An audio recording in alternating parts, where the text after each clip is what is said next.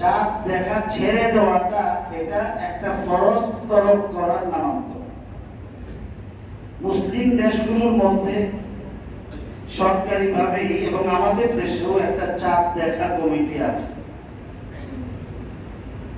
সারা দেশের প্রত্যেক জেলার জেলা প্রশাসক ওই চাঁদ দেখা কমিটির প্রধান আহ্বায়ক। এমনি ভাবে উপজেলা পর্যায়ে উপজেলা নির্বাহী কর্মকর্তা যারা হন ওনারা এই চাঁদ দেখা কমিটির সদস্য। এটার কেন্দ্রীয় ভাবে বাইতুল মুকাররমের খতিব সাহেব, ধর্মমন্ত্রী ওনারা নিয়ন্ত্রণ করেন। কিন্তু এই চাঁদ দেখা কমিটির পদাধিকার বলে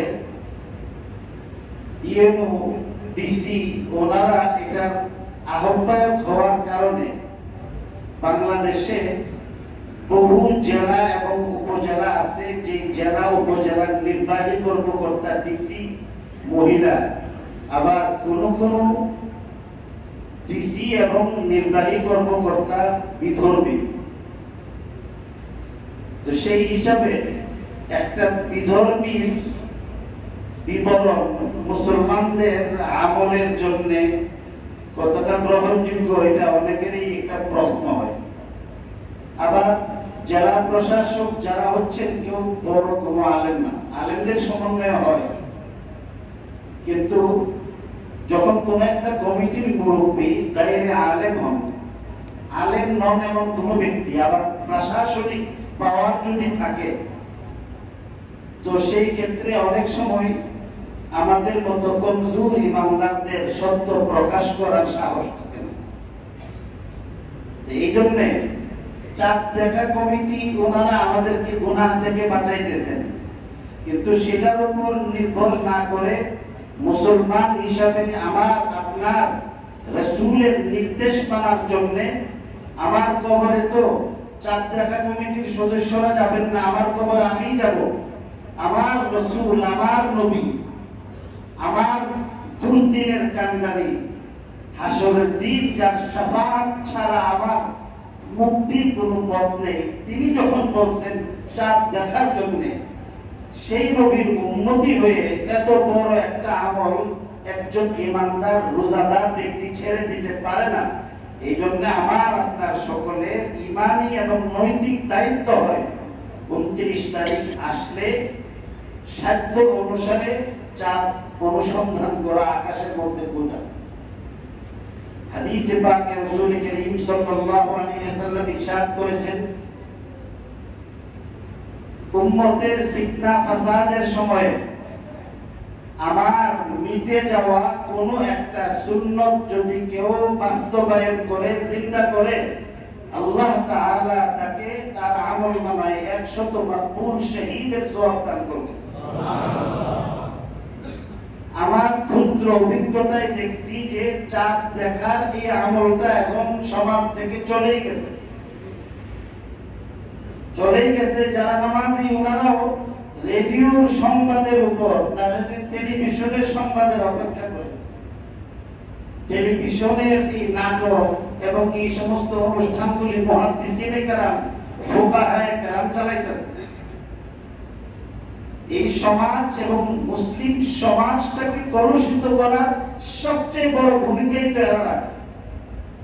কাজে এদের উপর নির্ভর করে আমি এত বড় একটা সওয়াব, এত বড় একটা দায়িত্ব ছেড়ে দিব, এটা আমার আপনার জন্য কোনো অবস্থাতেই উচিত না।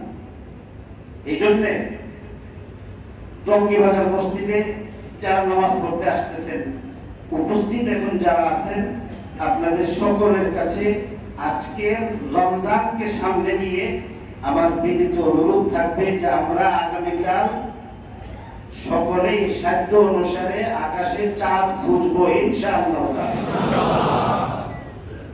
যাদেরকে আল্লাহ দৃষ্টি শক্তি ভালো দিয়েছেন, আপনারা দেখবেন চাঁদ দেখলে এবং না দেখলে এই যে খালি আসমানের দিকে একটু তাকাইবেন, আল্লাহ পাক মাকবুল 100 শহীদের সওয়াব দিবেন। রমজান আসতেছে, রমজান তো আমলের মাস, সওয়াব কামাইবার মাস। 11টা মাস কিন্তু বেহুশির মধ্যে কাটাইছি, 11টা মাস নাফরমানের মধ্যেই কাটাইছি, 11টা মাসের সব চুরির সময় নষ্ট করছি। যেভাবে আল্লাহরে ডাকবার দরকার ডাকতে পারি নাই, যেভাবে নফসের সঙ্গে যুদ্ধ করা দরকার করি নাই, যেভাবে তেলাওয়াত করা দরকার তেলাওয়াত করি নাই। একজন মুসলমান হিসাবে আমার উপর আমার মাহবুব আমার আল্লাহর যে দায়িত্ব, যে ফরমান আছে, কয়টা আমি রক্ষা করছি, কয়টা আপনি রক্ষা করছেন?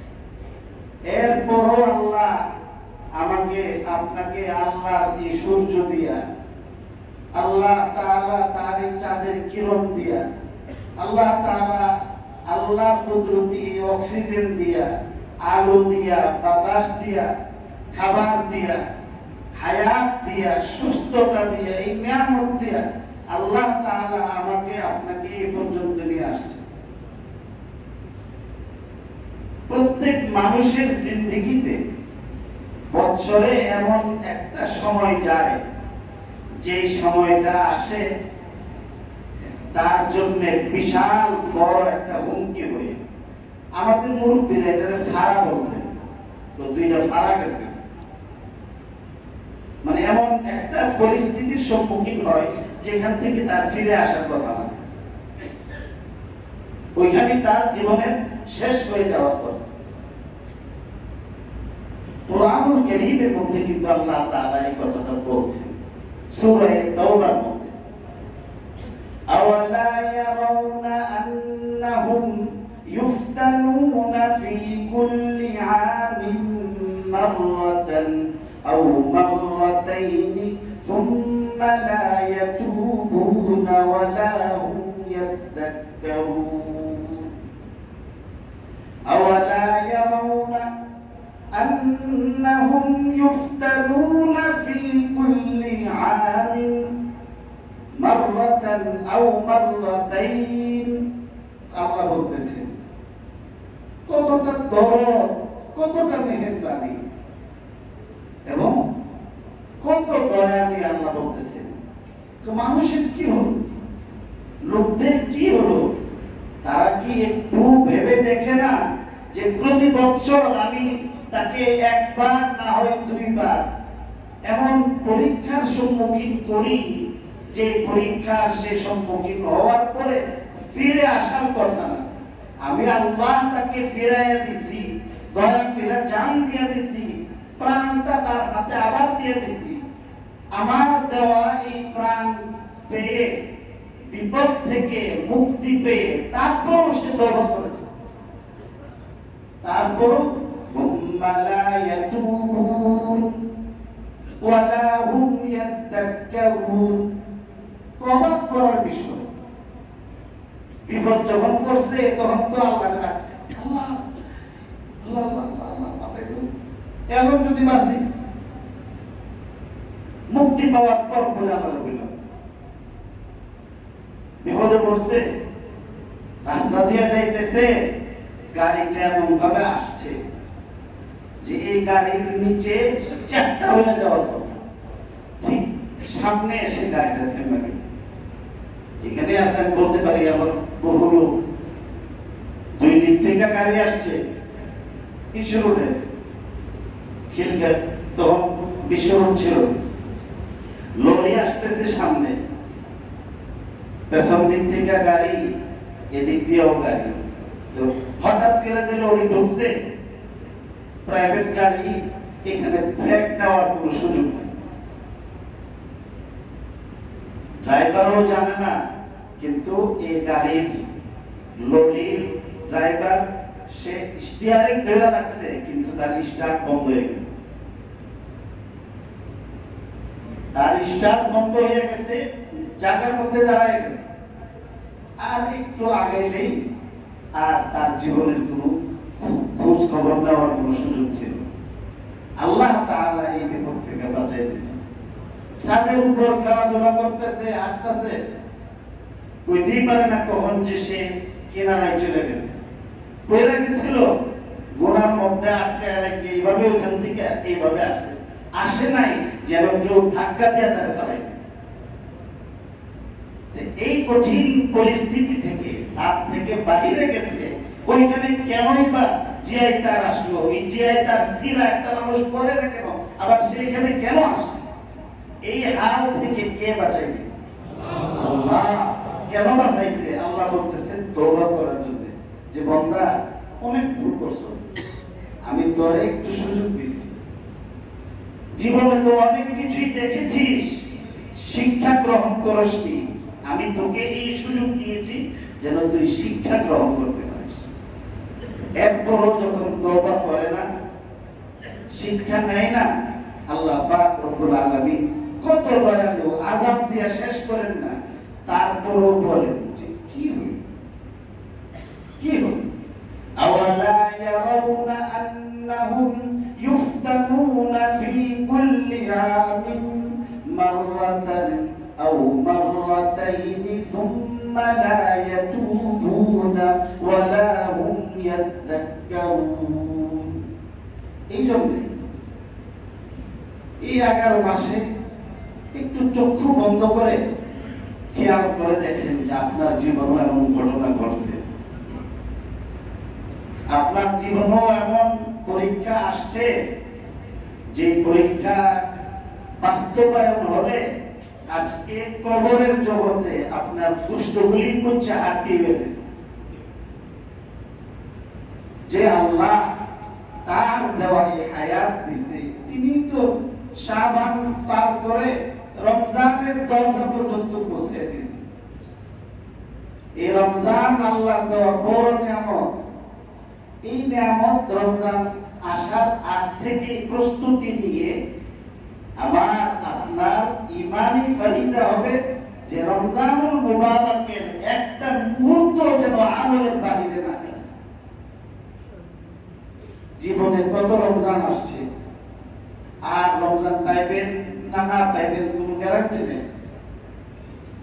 এটা শুধু কথার কথাই না, কিন্তু বুজুর্গানে দ্বীন সবসময় এমন সতর্ক করেন যে ভাই, হতে পারে এই রমজান কারোর জন্য জিন্দেগির শেষ রমজান হতে পারে। বলেন এটা কারোর জন্য হতে পারে, আর কারোর জন্য বাস্তব, কারোর জন্য বাস্তব।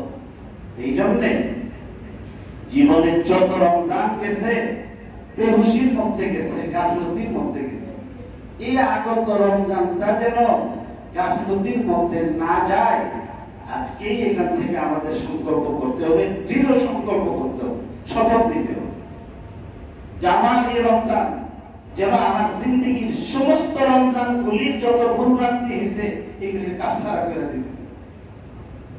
বুজুর্গানে দ্বীন রমজান আসার আগে প্রস্তুতি নিতেন, রমজানকে রমজান বানাইতেন। কিভাবে?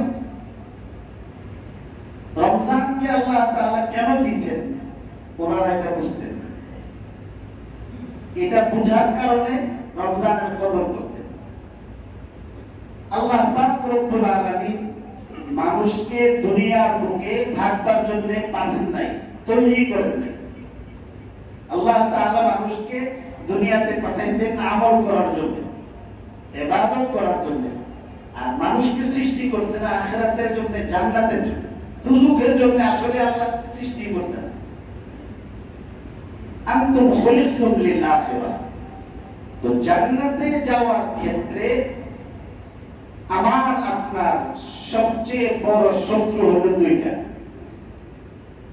এই দুই শত্রুর দুইটাই অশরীরী, অদৃষ্ট, একটারও দেখা যায় না।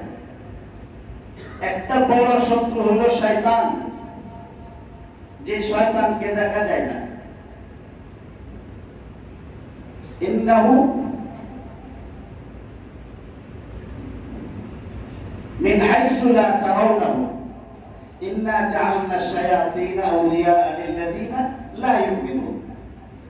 যে এই শয়তান তোমাদেরকে বিভ্রান্ত করে এমন ভাবে যে তোমরা তাকে দেখতে পাও না, এবং মানুষের জন্য সবচেয়ে বড় শত্রু শয়তান। এই শয়তান আমার আপনার দৃষ্টির বাইরে। শয়তান আমাদেরকে দেখে, আমরা দেখি। আর আরেকটা বড় শত্রু হলো মানুষের নফস, মানুষের স্বরলিপি। রমজানুল মুবারক আসলে আল্লাহ পাক রব্বুল আলামিন বড় বড় মারাদাতুশ শাইতান, শয়তানের মধ্যে যারা মোস্ট ওয়ান্টেড টপ টেরর শয়তানগুলোকে আল্লাহ তাআলা বেঁধে রাখেন এবং বাকি পুরা রমজানের মধ্যে আল্লাহ এদেরকে শৃঙ্খলাবদ্ধ করে এই রমজানের আমলের ক্ষেত্রে যেন সমস্যা না করতে পারে, আল্লাহ সেই ফায়সালা, সেই ব্যবস্থা করে। কিন্তু নফস, এই নফস হলো এমন খারাপ, আল্লাহর এমন এক সৃষ্টি, এটাও দেখা যায় না। এটা সব সময় আপনার ভালো কাজের ক্ষেত্রে এটা বাধা দেয়। নিজে বুঝেন যে কাজটা নামাজ ছেড়ে দেওয়া হারাম, নামাজ ছাড়বেন না, চিন্তা করেন, মনে করেন 5 ওয়াক্ত নামাজ ঠিক মতো পড়তে পারতেছেন না, সৎ পথে চলার চেষ্টা করতে চাইতেছেন, আগ্রহের কোনো কমতি নাই, কোনো না কোনো কারণে যখন সৎ পথ অবলম্বন করতে যাবেন বাধা দিতেছে। দিনের বেলাও বাধা দেয়, রাতের বেলাও বাধা দেয়। হালাল খাইতে গেলে, উপার্জন করতে গেলে, বন্দেগী করতে গেলে, তেলাওয়াত করতে গেলে, জিকির তাসবিহ তাহলিল আদায় করতে গেলে, আল্লাহ আল্লাহর তরিকায় চলতে গেলে, সব ক্ষেত্রে আপনি চান এটা করেন, কিন্তু তারপরও পারেন না। কেন পারেন না? যে নফস সব সময় আপনাকে কুমন্ত্রণা দেয়, বাধা দেয়। এই নফসটাকে মেরে ফেলা যায় না, এটাকে নিয়ন্ত্রণ করতে হয়। এই নিয়ন্ত্রণের জন্য একটা প্রশিক্ষণ নিতে হয়। যে দেখেন, আমাদের দেশের ডিফেন্সে যারা চাকরি করে, চাকরিতে নির্বাচিত হওয়ার পরেই তারা প্রশিক্ষণে যায় এবং এই প্রশিক্ষণ যে এটাই সবচেয়ে কঠিন। আর্মি বলেন, পুলিশ বলেন, বিমান বাহিনী বলেন, সেনাবাহিনী বলেন, নৌবাহিনী বলেন, ওনাদের এই যে ট্রেনিং যে নেয়, এই ট্রেনিং নেওয়ার সময়টাই হলো সবচেয়ে কঠিন। কেন? যে এই সময়গুলিতে ট্রেনিং নিয়ে সে সামনে একটা কিভাবে শত্রুর মোকাবেলা করতে হবে, কিভাবে সে আত্মরক্ষা করবে, নিজেকে সেভ করবে, এই সব কিছু শিখাইয়া নিজেকে সেভ করে, শত্রুকে সেভ করে, রাষ্ট্রকে সেভ করে, জনগণের নিরাপত্তার জন্য নিজেদেরকে উৎসর্গ করে। তার দায়িত্ব বেশি, এই জন্য প্রশিক্ষণ বেশি। আমরা পারি না কেন জানেন? যে নফস হলো আমার শত্রু, কিন্তু এই শত্রুকে দমন করার কোন প্রশিক্ষণ আমাদের নাই। নামাজ পড়তে চাই, পড়তে পারি না, আবার নামাজে শরীক হইলে নামাজে মন থাকে না। কেন? যে নামাজ পড়ার প্রশিক্ষণ নেই না। তো এই রমজানুল মুবারকটাকে আল্লাহ পাক রব্বুল আলামিন একটা প্রশিক্ষণের মাস বানাইছে। মানুষের বড় শত্রু নফসকে রোজার দ্বারা যেভাবে কাবু করা যায় আর অন্য কোনো আমলের দ্বারা এইভাবে কাবু করা যায়। এই জন্য বুজুর্গানে দিন মাসে মাসে 3টা রোজা রাখে, সপ্তাহে 2টা রোজা রাখে, আইয়ামে বীজের রোজা রাখে, রমজান ছাড়াও, তারপরে শাওয়ালের রোজা রাখে। বিভিন্ন সময়ে বিভিন্ন আপনার বিশেষ দিনগুলির মধ্যে আমরা তো খাওয়ার অনুষ্ঠান করি। আল্লাহ আল্লাহরা বিশেষ দিনগুলির মধ্যে না খাইয়া রোজা রেখা আল্লাহরে খুশি করার, নফসকে দমন করার প্রশিক্ষণ ওনাদের আমল ছিল এটা। এই জন্যে রমজান যে আসতেছে, এই রমজান শরীফের মধ্যে আমার আপনার ইচ্ছায় অনিচ্ছায় আমাদের রোজা রাখতে হবে, এটা ফরজ কাজ। এই রোজার দ্বারাতে নফস নিয়ন্ত্রণ হয়, কন্ট্রোল। এই রোজা, রমজান শরীফ রোজার মাস, রমজান শরীফ কোরআনের মাস, রমজান শরীফ আমলের মাস। এই জন্য বুজুর্গানে দিন রমজান শরীফ আসার আগে আগে প্ল্যান করতেন। শাইখুল হাদিস আল্লামা জাকারিয়া রাহমাতুল্লাহি আলাইহি, যিনি ফাজাইলে আমাল লিখছেন, আপনারা পড়ে দেখেন। শাইখুল হাদিস রাহমাতুল্লাহি আলাইহি রমজান শরীফের মধ্যে উনি 61 খতম কোরআন শরীফ তেলাওয়াত করতেন। আর আস্তে বইতে 61 খতম কোরআন শরীফ তেলাওয়াত করতেন। হযরত শাইখুল হাদিস রাহমাতুল্লাহ আলাইহি বৃদ্ধ বয়সে কত খতম? 61 খতম তেলাওয়াত করতেন। সুবহানাল্লাহ। দিনের বেলা এক খতম, রাতের বেলা এক খতম, তারাবির মধ্যে এক খতম করতেন। দাওয়াত তাবলীগের মুরব্বি ছিলেন হযরত মাওলানা আলী বশাইর রাহমাতুল্লাহি আলাইহি। ওনারা রমজান শরীফ কেমনে কাটাইছেন আমি দেখছি, আমার চোখের দেখা। 3 জন হাফেজ তিনি সঙ্গে রাখতেন। 3 জন হাফেজ পুরা বৃদ্ধ, যখন প্রায় 80 বছর বয়স, 80-82 বছর, 80-82 বছরের একটা বৃদ্ধ লোক তারাবির নামাজ যারা পড়ায়, পড়ানোটা আসলে এত কষ্টের না, তারা এত কষ্টের। মুসলিমরা খুব খুশি বলে হুজুররা তো কোনো কষ্ট নেই, মেইন কষ্ট হলো আমাদের। এক ধরনের কষ্ট আছে, আপনি দাঁড়াইলে সূরা ফাতিহা পড়তে পারবেন না, আর তো একটা ফেলে দেবেন এদিকে, না লাইন দাঁড় করে দিই। তো এমনি দাঁড়ায় থাকাটা কষ্টের।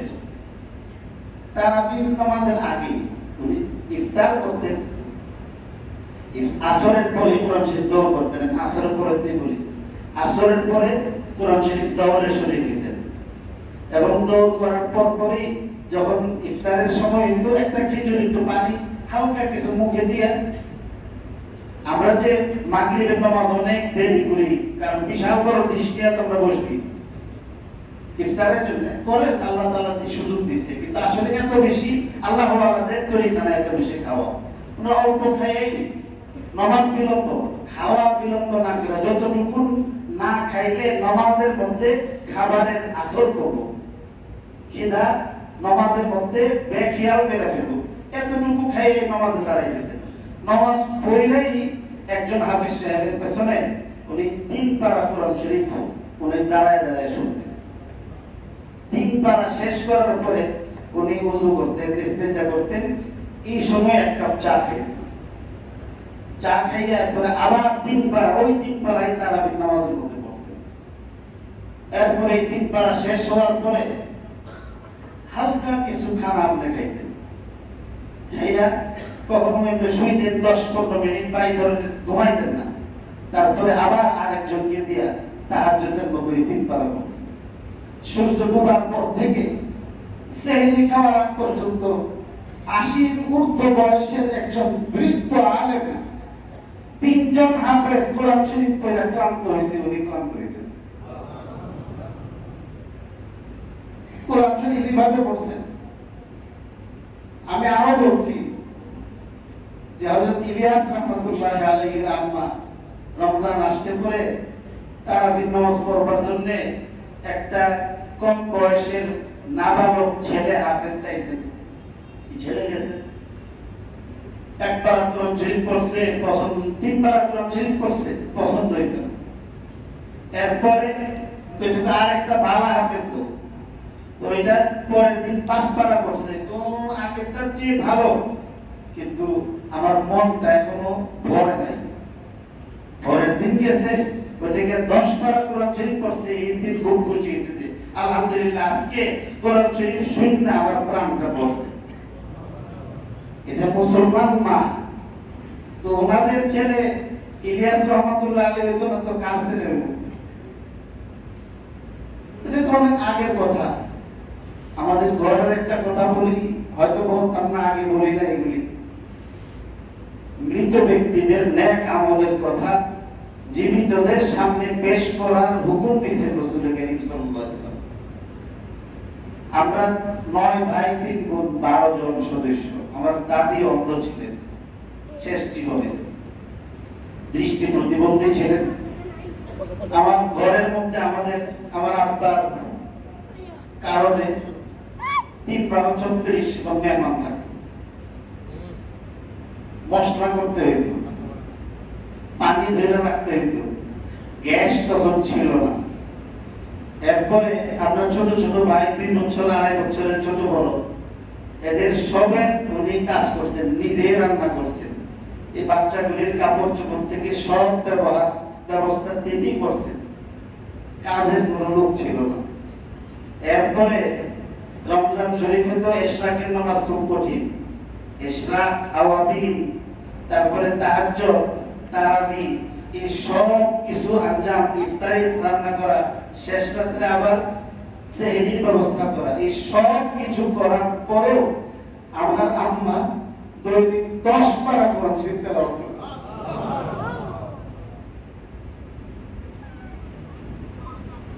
তো এইভাবে ওনারা রমজান শরীফকে কাজে লাগাইতেন। আমাদের হক কি যে বহু ভাই আছেন যে পুরো রমজানে এক খতম কোরআন শরীফ তেলাওয়াত করতে পারে না। রমজানের শেষে আমার মতো নাই আরেকজনের মতো কিছু 12টা হুজুর নিয়ে 12 করে কোরআন শরীফ পড়াই দিন। এই 12 করে কোরআন শরীফ পড়ার দ্বারাতে নাজাত পাওয়াটা তো সোজা না। মনে করছে যে পয়সা দিলেই সব কিছু হয়ে যায়, 200, 500, 1000, লাখ টাকা দিলে কি? আল্লাহ তাআলা তো কোরআন শরীফ আরেকজনকে দিয়ে পড়াইবার জন্য পাঠাইতেন না, নিজে পড়বার জন্য পাঠাইতেন।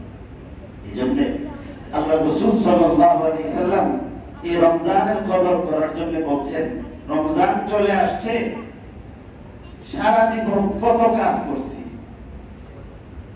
রমজানের রোজা তো রাখবো, নফস দুর্বল হবে ইনশাআল্লাহ তাআলা। আরেকটা কাজ করবেন। হাদিস শরীফের মধ্যে আল্লাহ রাসূল সাল্লাল্লাহু আলাইহি সাল্লাম ফরমান, যে ব্যক্তি তাকবীরে উলার সঙ্গে 40 দিন নামাজ আদায় করবে। কয়দিন? বিভিন্ন জায়গায় মাদ্রাসাগুলির মধ্যে রমজান শরীফে বিভিন্ন কোর্স করে। আমি আমাদের মাদ্রাসার সব কোর্স বন্ধ করছি। মাদ্রাসায় সব কোর্স বন্ধ করে আমি বলছি, রমজান শরীফে ছেলেমেয়েরা 5 ওয়াক্তের নামাজ তাকবীরুল্লাহর সাথে পড়বে, ইশরাক করবে, আওয়াবিন করবে, তাহাজ্জুদ করবে, কোরআন শরীফ তেলাওয়াত করব, ঘুমায় থাকবো, আর কোনো আমল দেখাইব। 40 দিন যদি তাকবীরুল্লাহর সঙ্গে নামাজ পড়া হয়, তো দুনিয়ার কোর্স করলে মানুষে আপনারা সার্টিফিকেট দিব। আর 40 দিন তাকবীরুল্লাহর সঙ্গে নামাজ পড়লে আল্লাহ তাআলা আপনাকে আমাকে আল্লাহর কুদরতি হাতে 2টা সার্টিফিকেট প্রদান করবেন। সবচেয়ে বড় সার্টিফিকেট হলো যে আল্লাহ তাআলা এই 40 দিন তাকবীরুল্লাহর সাথে নামাজ আদায়কারী ব্যক্তিকে জাহান্নাম থেকে নাজাতের সার্টিফিকেট দেবেন। 2 নম্বর, মুনাফিকের লিস্ট থেকে আল্লাহ তার নাম খারিজ করার সার্টিফিকেট দেবেন। তাকবীরুল্লাহর সাথে নামাজ আদায় করার সবচেয়ে বড় সমস্যা হলো রমজান শরীফ ছাড়া ফজরের নামাজ। অন্য সময় তো সারা রাত সজাগ থেকে ফজরের সময় আসতে পারে না। আর রমজানুল মুবারক এমন বরকত যে সবচেয়ে সহজ নামাজ হলো ফজরের নামাজ। আমরা যদি এখন থেকে এই চিন্তাটা করে নিই যে আমরা তাকবীরুল্লাহর সাথে নামাজ পড়ব, তাকবীরুল্লাহর সাথে, তাহলে খুব সহজেই কিন্তু অন্তত নাজাতের একটা পুঁজি, অন্তত পুঁজিটা তো আমার নেওয়া দরকার। এটা আমরা সহজেই এটা করে নিতে পারি। আল্লাহ তাআলা আমাদের সবাইকে তৌফিক দান করুক।